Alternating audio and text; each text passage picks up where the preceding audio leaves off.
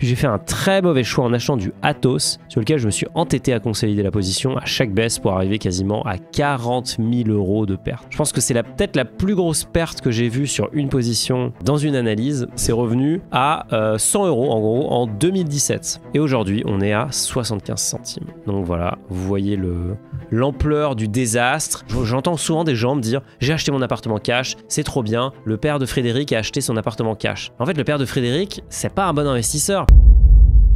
Bonjour à tous, bienvenue dans une nouvelle analyse de patrimoine. Aujourd'hui, on se retrouve avec un militaire de 43 ans qui s'est pris une énorme tôle sur Atos. C'est parti. Bon, vous l'avez peut-être déjà remarqué, je viens de changer de décor puisque j'ai décidé de mettre mon livre à la place du trophée des 100K sur YouTube. Vous avez peut-être déjà vu une vidéo sur le sujet ou alors une de mes stories Instagram, mais en tout cas, c'est un livre qui synthétise tout ce que j'ai appris en 10 ans d'investissement et c'est vraiment un guide pour vous aider à investir votre patrimoine et pour éviter de faire les mêmes erreurs que notre militaire ici. Je vous rappelle, pour que ceux qui découvrent l'analyse de patrimoine, on m'envoie des profils, ce sont des utilisateurs Finari, je les analyse, je les commente et comme ça nous permet tous ensemble de découvrir des nouveaux cas d'usage et donc de devenir des meilleurs investisseurs. Du coup, notre militaire ici, il a un patrimoine brut de 749 000 €, un patrimoine net de 413 000 €. On voit que c'est un gros investisseur immobilier et qu'il a principalement des liquidités. Donc clairement, la bourse ou la crypto ou d'ailleurs tous les autres actifs financiers, c'est pas trop son truc. Peut-être que c'est lié à sa perte sur Atos. Profil, marié, séparation de biens, 43 ans, 3 enfants, militaire de carrière, salaire 6 400 € pour le mari, donc pour monsieur qui est le militaire, et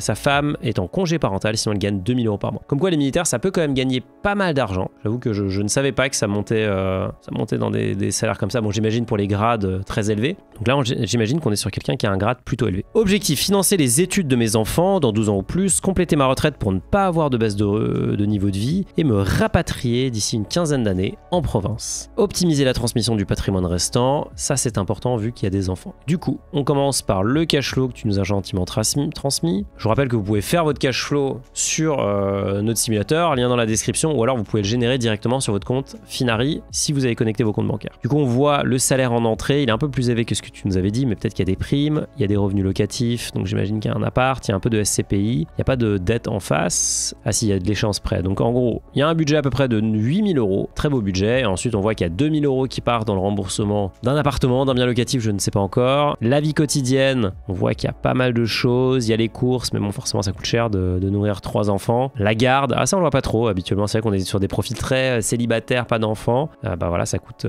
quand même cher les enfants. On voit qu'il y a beaucoup de travaux, donc de mémoire tu es en train de rénover ta résidence principale. On va regarder ce que tu en fais. Pas mal aussi pour les véhicules, mais bon pareil, faut se déplacer. Et les impôts. Donc en gros, il n'y a pas grand chose, je dirais, qui est dispo. Il y a un petit peu de reliquat que tu pourrais encore utiliser, mais sinon on est plutôt bien réparti. On voit qu'il y a un petit abonnement Finari, 10 € par mois, mais sinon on est plutôt bien réparti, plutôt bien équilibré, et la majorité de ton investissement va dans le remboursement de ton prêt. Aujourd'hui, il n'y a pas d'investissement en bourse ou dans quoi que ce soit d'autre, il n'y a même pas de matelas sécurité qui est créé. Ça, c'est peut-être un sujet qu'on va aborder. En régime de croisière, j'ai une capacité d'épargne résiduelle de 1 000 € mensuel. Immobilier physique, un appartement acheté cash en 2012 à Toulouse pour du locatif, 735 € par mois de revenus actuellement. Alors ça, je vous le dis tout de suite, il n'y a pas vraiment d'intérêt à acheter des appartements cash. Je sais pas pourquoi. Tout le monde, j'entends souvent des gens me dire « J'ai acheté mon appartement cash, mes parents m'ont acheté mon appartement cash, c'est trop bien, le père de Frédéric a acheté son appartement cash. » En fait, le père de Frédéric, c'est pas un bon investisseur parce que ça ne sert à rien d'immobiliser autant de cash dans un investissement immobilier. Le but de l'immobilier, c'est de faire du levier, donc c'est de s'endetter, c'est de prendre de l'argent de la banque, mettre le minimum d'apport possible et d'acheter un bien qui, idéalement, produit des revenus, comme c'est le cas ici de ton bien locatif. Et donc, que ce soit ces revenus locatifs qui remboursent l'échéance, mais pas que tu achètes en cash. Donc ça, bon, évidemment, à l'époque, j'imagine que tu ne savais pas, mais de façon générale, gardez en tête qu'acheter un appartement cash, ça sert absolument à rien. Je sais que ça peut faire peur d'avoir de la dette, mais c'est de la bonne dette parce que c'est de la dette à taux fixe, c'est de la dette super longue sur 15, 20, 25 ans. Il n'y a pas de risque autre que faire face aux échéances. Qu'évidemment, il faut quand même pouvoir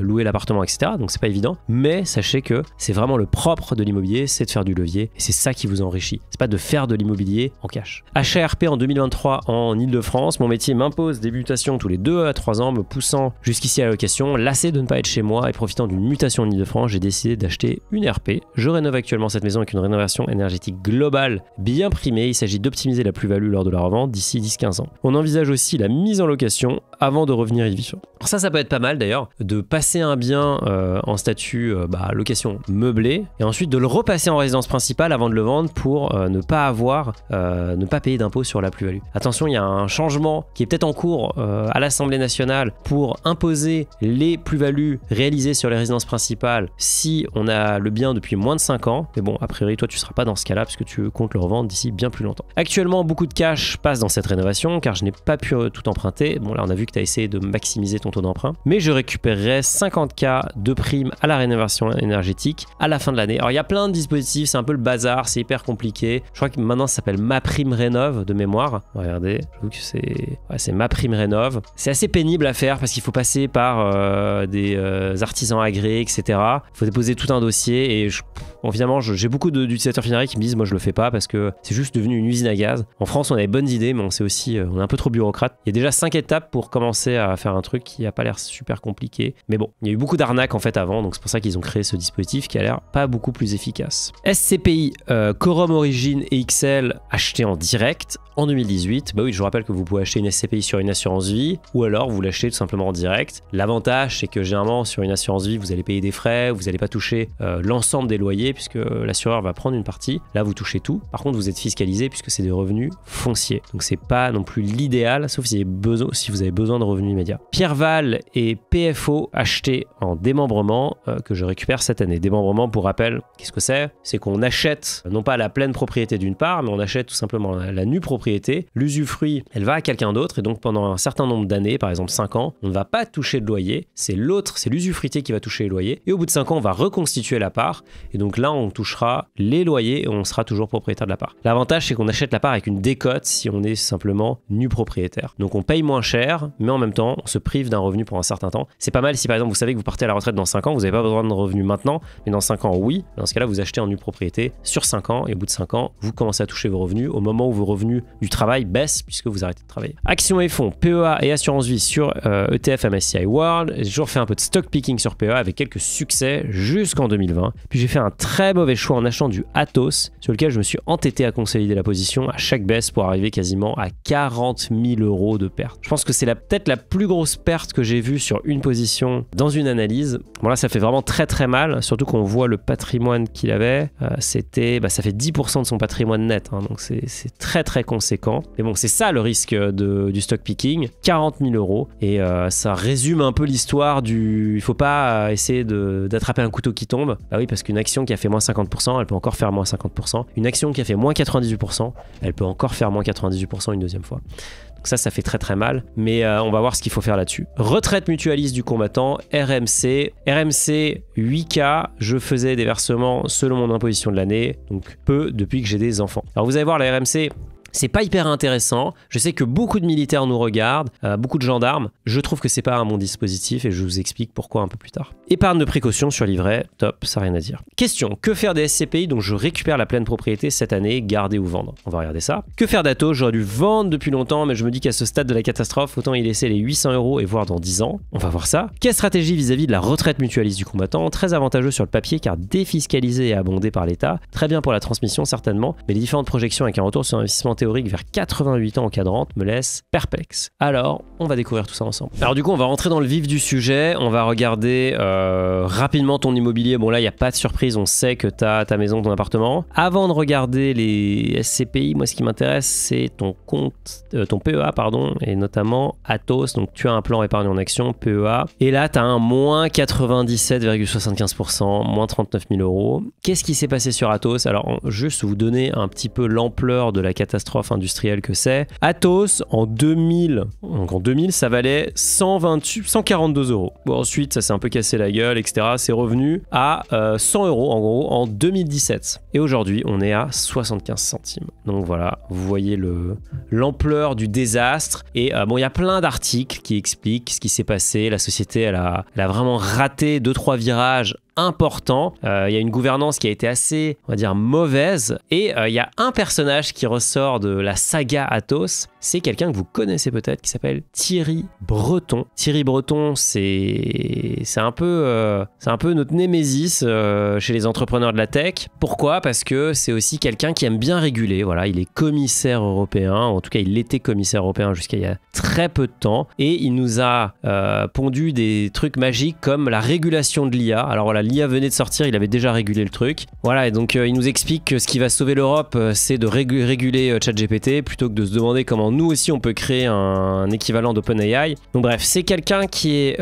assez pénible, j'ai envie de dire, pour l'innovation et qui qui met des bâtons dans les roues. Et c'est quelqu'un par contre qui a été exceptionnel sur Athos puisque il a vendu ses actions Athos quand le cours était aux alentours de 60 € de mémoire. Donc on va regarder quand c'était. Donc vous voyez, c'était pas non plus le pic, mais c'était en 2021 par là, je crois. 2020-2021. Thierry Breton quitte Athos puisqu'il était le PDG et il décide de tout simplement vendre ses actions pour faire table rase. Du coup, Monsieur Breton empoche quand même la bagatelle de 40 millions d'euros, ce qui est assez difficile à justifier pour quelqu'un qui se veut proche du peuple et politicien. Mais en tout cas, il prend ça.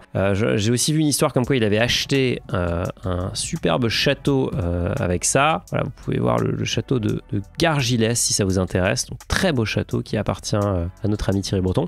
Donc Thierry Breton, lui, il a fait des choix stratégiques plutôt hasardeux, mais vu qu'il était CEO, il a accumulé énormément de stock options. Quand il est parti, il a décidé de tout bazarder. Il a bazardé ça à un prix extrêmement élevé. Et aujourd'hui, la boîte est complètement au tapis et c'est faite. Elle a manqué tous les virages. Ici, comme on voit, elle a manqué le virage de l'outsourcing. Elle a aussi complètement raté le virage du cloud. Donc, elle s'est faite écraser par les Amazon et Google de ce monde. Et donc aujourd'hui, c'est vraiment une boîte qui est complètement à côté de la plaque. Un peu dommage. Et donc la question que tu te poses, c'était de mémoire ta première question, c'est qu'est-ce que je fais de Athos? Et là, je vais te dire quelque chose que tu n'as pas envie d'entendre a priori, mais c'est que je pense qu'il faut vendre cette position. Il faut vendre cette position pour deux raisons. La première, c'est qu'il faut accepter à prendre une perte. Et plus tu le feras ça rapidement, plus tu progresseras sur ta carrière ou dans ta carrière d'investisseur. Il faut prendre des pertes. Tous les investisseurs savent prendre des pertes. Lorsque la branche est pourrie, on la coupe pour que l'arbre puisse repousser. Et là, vraiment, on est sur le cas où la boîte, a priori, n'a aucun avenir, ou en tout cas, toi, tu n'y crois plus non plus. Pourquoi s'attarder? C'est pas parce qu'une action a fait moins 98% qu'elle va remonter. Là, le cours actuel et le cours historique n'ont aucune relation. Et ça, il faut bien le comprendre. Le prix auquel vous êtes rentré, le cours actuel s'en fiche. Et le marché actuel s'en fiche complètement, ce n'est pas son problème, c'est votre problème à vous. Donc je pense qu'il faut prendre sa perte, d'autant plus que si tu prends ta perte et tu clôtures ton PEA, parce que là, a priori, bon, de toute façon, la perte écrase tout le reste. Donc là, il y a un peu deux options. C'est une fois que tu as pris ta perte, tu gardes tout dans ton PEA et donc tu essayes de remonter la pente en investissant. Et donc, forcément, tu as 40 000 euros, enfin, tu as 39 000 euros de moins-value à effacer. Pas évident. Pas évident. Ce que tu peux aussi faire, c'est décider de fermer ton PEA et donc d'imputer la moins-value en la reportant sur les 10 prochaines années. Alors, il y a un petit formulaire à remplir qui est le 2074 CMV de mémoire. Et une fois que tu fais ça, tu peux investir par exemple via un compte titre. Et là, si tu réussis à réaliser des plus-values, eh bien, tu pourras imputer tes moins-values pour les neutraliser. Dans les deux cas, honnêtement, il n'y a pas de bonne solution parce que la réalité, c'est que la moins-value, elle est là, elle existe, elle est réelle. Mais je pense que le principal ici, c'est de couper la position, c'est de couper la branche pourrie pour passer à autre chose. Si tu penses qu'Athos n'a pas d'avenir, ce n'est pas parce que tu as fait moins 98% que le cours remontera. Évidemment, je n'ai aucune idée de ce qui va se passer demain, mais personne n'en sait rien. En tout cas, je pense que le titre parle de lui-même. On continue. Alors l'assurance vie que tu as chez Fortuno, elle est plutôt propre. On voit que tu as fait du MSCI World et j'ai envie de te conseiller de faire ça et d'arrêter le stock picking puisqu'a priori il y a eu une mauvaise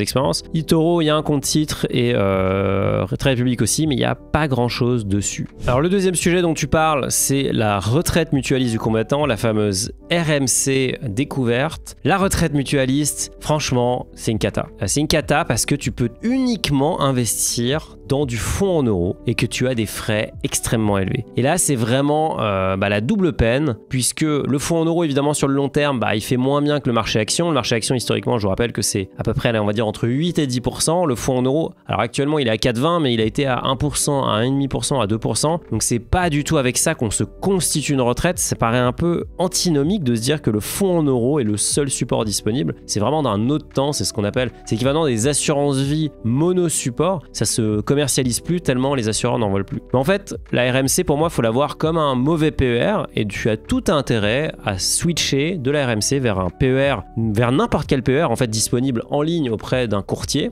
Finari en proposera un dès l'année prochaine, dès 2025. Mais en réalité, tous les bons courtiers en ligne peuvent te proposer un PER qui n'aura pas de frais sur versement, qui aura un univers d'investissement extrêmement large. Tu bénéficieras des mêmes avantages puisque tes versements seront déductibles de tes revenus imposables et la rente, elle sera exonérée d'impôts sur le revenu et de prélèvements sociaux. Donc en réalité, c'est très proche, mais c'est beaucoup mieux parce que évidemment, tu as beaucoup plus de choix et tu as beaucoup moins de frais. Donc pas besoin de te faire un dessin. C'est pas terrible et d'ailleurs, si tu avais pu ajouter ce contrat sur Finari, tu aurais pu voir les frais et l'impact que ces frais ont sur le très long terme et ça fait mal. En plus d'avoir des actifs qui sont intrinsèquement sous-performants comme le fonds en euros. D'ailleurs, si ça vous intéresse, il y a mon pote Nico de Avenue des Investisseurs ADI qui a fait un très bon article sur le sujet parce que lui, il est ancien militaire, donc je pense qu'il est assez crédible pour pouvoir en parler et il vous met son avis. Mais bon, ouais, franchement, je partage son analyse, mais il va beaucoup plus dans le détail puisqu'il a été lui-même client de ce support. Ensuite, tu voulais savoir ce que tu fais de tes SCPI. Alors les SCPI, c'est un marché qui est vraiment en crise.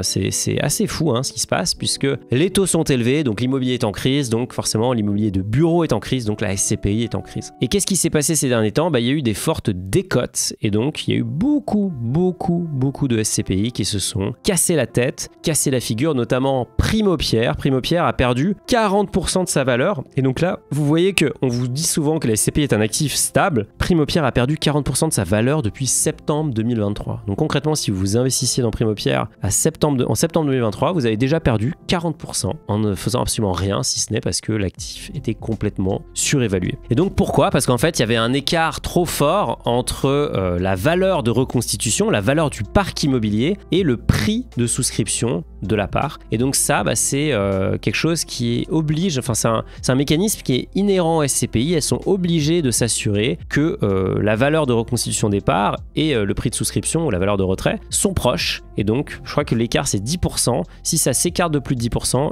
ils sont obligés d'ajuster le prix. Et donc là, il y a déjà eu plusieurs expertises qui disent que la part s'est fortement cassé la tête et cassé la figure. Et donc, le marché est complètement figé et en plus, vous ne pouvez pas sortir des SCPI puisque le marché des SCPI est ce qu'on appelle OTC, de gré à gré. S'il n'y a pas d'acheteur en face, vous ne pouvez pas vendre et donc si vous ne pouvez pas vendre, vous attendez et vous prenez toutes les baisses de prix successives. Et d'ailleurs, il y a beaucoup de gens qui pensaient qu'en investissant en SCPI via des assurances vie, l'assureur aurait l'obligation de faire de la liquidité et donc de racheter les UC. Eh bien non, puisque les assureurs ont décidé de ne pas s'occuper de ça et donc ils ont bloqué les rachats sur beaucoup de SCPI et il y a des gens qui se sont pris des baisses de prix successives parce qu'ils pouvaient tout simplement pas faire de rachat sur leur SCPI. Donc l'assurance vie ne réglait absolument pas ce problème. Et là on voit d'ailleurs que Primopierre, c'est assez intéressant. La raison fondamentale de Primopierre, de la chute des prix de Primopierre, c'est parce que le parc immobilier qu'elle possède n'est pas très intéressant. On voit que c'est principalement des gros bureaux, des gros ensembles avec un rendement locatif qui est très faible, même s'il est sécurisé. Et donc forcément, ça rend cette SCPI peu attractive puisqu'elle peut distribuer de revenus et en plus, elle a un taux d'endettement qui est quand même assez élevé par rapport à la moyenne du marché. Donc c'est très localisé en immobilier, dans l'immobilier parisien, dans des grandes surfaces et donc forcément ça ne marche pas et ça se fait aujourd'hui complètement ouvrir et donc c'est pas terrible. Encore une fois, si vous êtes dans Primopierre, est-ce qu'il faut vendre? J'ai envie de vous dire, si vous avez pu vendre après la première baisse des prix, vous auriez évité les deux autres. Encore fallait-il pouvoir sortir. Mais donc, voilà, c'est pas hyper intéressant. Toi, dans ton cas, tu as eu pas mal de chance où tu as bien choisi, puisque Quorum Origin et Quorum XL n'ont pas eu de baisse des prix. Pierre-Val Santé non plus. PFO a eu une ou plusieurs baisses des prix, je ne sais plus, mais il y a eu une baisse des prix en tout cas. On va regarder. Donc, on voit que PFO, ici, elle a baissé de 9%, enfin 8,9%. Donc, elle n'y est pas, elle n'a pas échappé à la règle. Donc, est-ce qu'il faut la garder? Finalement, c'est à toi de décider et on va regarder ce qu'il y a dans le PFO portefeuille. On va regarder ce qu'il y a dans le portefeuille, mais c'est ça qui est le plus important, c'est de garder un actif de qualité et que le prix baisse. Bon, ça, c'est à la limite, c'est pas quelque chose qui doit te faire désinvestir, mais est-ce que le portefeuille est intéressant? Ça, on va le découvrir ensemble. Donc là, on voit que c'est diversifié, il y a 133 immeubles, et moi, ce qui m'intéresse, c'est surtout les secteurs. Voilà, c'est ça. On voit qu'il y a du bureau, on voit qu'il y a de l'hôtellerie, on voit qu'il y a du commerce, on voit qu'il y a de la santé. Donc c'est plutôt diversifié. On voit que c'est pas que seulement en région parisienne, ce qui est un peu le problème de beaucoup de SCPI. Et ce qui pourrait être intéressant aussi, c'est de voir le nombre de locataires, comment est le taux d'occupation financiers, je ne sais pas, le TOF, je ne sais pas s'ils l'ont ici. Performance. Voilà, on voit qu'ici le taux de distribution est quand même pas mal, hein, 5,77. Taux de rendement interne n'est pas non plus horrible. Voilà, le TOF, il est pas non plus horrible, hein, 94,8%. Bon, je me dis pas que c'est une SCPI qui est catastrophique en termes de gestion, mais bon, bah, comme d'habitude, hein, là vous voyez, là, il y a eu la baisse de prix. Il y a déjà eu des baisses de prix dans le passé, mais à toi de voir. Moi, je suis pas sûr que je réagirai ici. Je pense qu'on est plutôt en fin de cycle sur la baisse des prix qu'en début.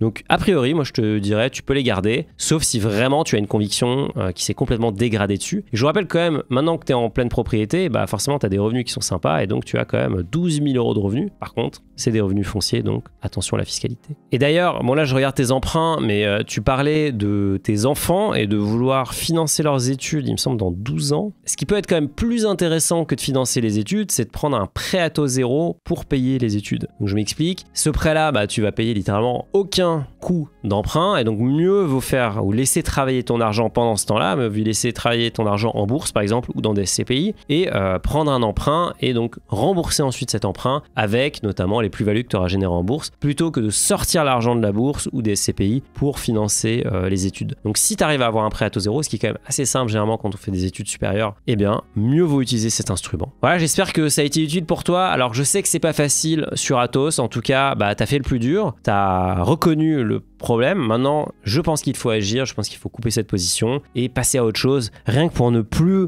voir cet horrible moins 98% sur ton portefeuille Finari, puisque tout le reste est quand même très clean, il n'y a pas eu d'erreur, tu as une très belle carrière, donc je vois aucune raison de ne pas redresser la barre sur la partie boursière puisque le reste est déjà bien organisé. Si vous voulez que j'analyse aussi votre patrimoine, le lien est dans la description. On m'écrit tous les jours pour me demander comment analyser le patrimoine. Bah les amis, le lien est dans la description. Donc postulez et arrêtez de m'envoyer des DM sur Insta. Si vous voulez d'ailleurs aller dans les coulisses de Finari, suivez-moi sur Insta. On va aussi vous mettre le lien dans la description pour que vous puissiez trouver ça. Je vous souhaite des bons investissements. Je vous dis quand même de faire attention puisque quand on s'est pris moins 98%, on peut se les reprendre juste derrière. Soyez prudents et à très vite. Ciao.